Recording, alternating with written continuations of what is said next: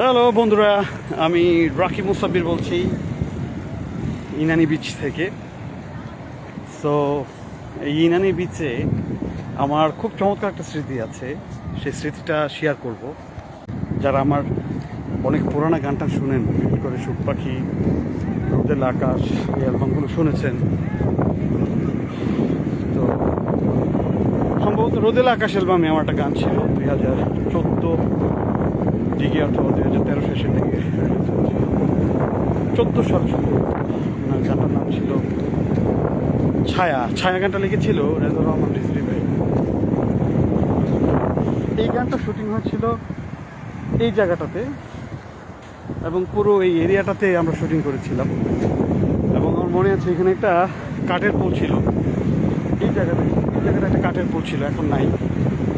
তো এই কাঠের পোলে প্রচণ্ড রকম বৃষ্টি ছিল এবং ঝোড়ো বাতাস, তারপর বজ্রপাত হচ্ছিল। ওই সময় আমরা শুটিং করছিলাম। তো সেই সময় পলাশ আমাদের ছোটো ভাই ক্যামেরাম্যান, তারপর ছিল রায়হান আহমেদ ছিল, তারপর আমার একটা ছোটো ভাই ছিল সাগর, তারপর আরেকজন কম্পোজার আছে আমার ছোটো ভাই রাহুল, ওরা ছিল। তো ওরা যখন এখানে ছিল তখন আমরা খুব এনজয় করছিলাম। তখন ইনানি বিচ পুরাটাই আমরা এনজয় করছিলাম। এবং এখানে একটা কাঠের পোল ছিল, তারপর ওইখানে ওই যে নৌকা দেখা যাচ্ছে, ওই নৌকার এখানেই আমরা শ্যুট করছিলাম এবং খুবই চমৎকার। এবং এখানে আমার অনেকগুলো ছবি আছে, এই যে এখানে শৈবাল পাথর দেখা যাচ্ছে। তো ইনানি আমার অনেক ভালো লাগার একটা জায়গা, অনেক স্মৃতি আছে এখানে। তো সেই স্মৃতিচারণগুলোই করছি। তবে এই ইনানি বিচটা আগের মতো এত সুন্দর নেই, আগে খুবই চমৎকার ছিল, এখন একটু কদাকার লাগছে। এবং এখানে পাথরগুলো এখন যেভাবে একটা সাথে একটা লাগানো, তখন লাগানো ছিল, তখন খুবই সারিবদ্ধভাবে ছিল। এবং এখানে বসে আমার একটা প্রোফাইল পিক ছিল, এই প্রবাল পাথরে বসে ছবি তুলেছিলাম।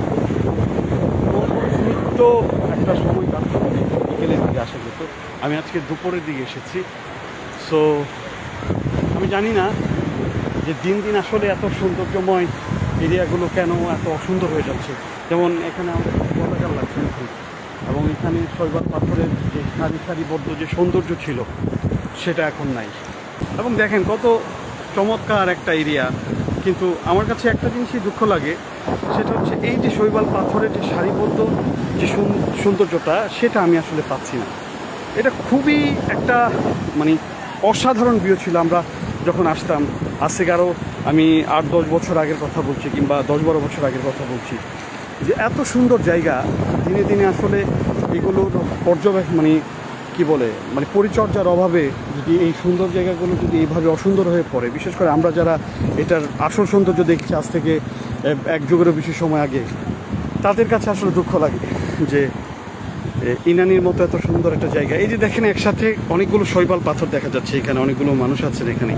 এই শৈবাল পাথরগুলো এইভাবে অগোছলভাবে ছিল না, এটা খুবই সারিবদ্ধভাবে ছিল, একেবারে এখান থেকে সুন্দর করে, এবং ফুলের মতো ফুটে উঠতো শৈবাল পাথরগুলো।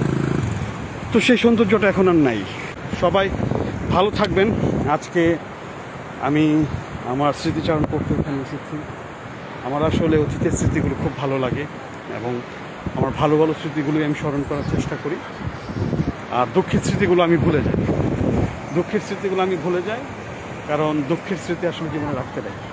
সো সুখের স্মৃতিগুলো মনে করবেন আর নিজেকে সুখের বেলায় বাসিয়ে দিবেন। সবাই ভালো থাকুন, সুস্থ থাকুন। আজকের মতো আল্লাহ হাফেজ।